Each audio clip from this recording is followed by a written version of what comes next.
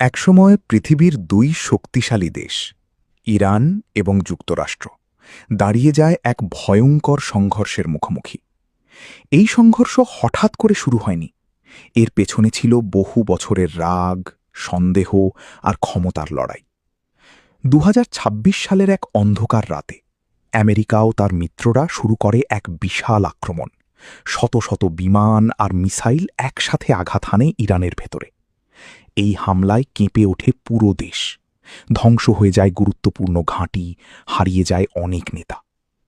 কিন্তু ইরান চুপ করে থাকেনি। রাতের আকাশ জ্বলে ওঠে প্রতিশোধের আগুনে। শত শত মিসাইল ও ড্রোন ছুটে যায় আমেরিকার ঘাঁটির দিকে। পুরো মধ্যপ্রাচ্য পরিণত হয় যুদ্ধক্ষেত্রে। মানুষ হারায় ঘর, পরিবার, স্বপ্ন।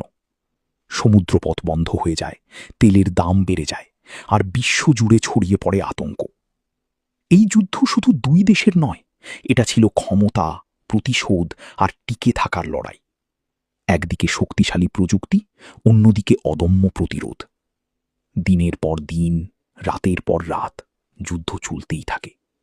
কিন্তু সবচেয়ে বড় প্রশ্ন থেকে যায়, এই যুদ্ধের শেষে কেউ কি সত্যিই জিতবে, নাকি হারবে পুরো পৃথিবী?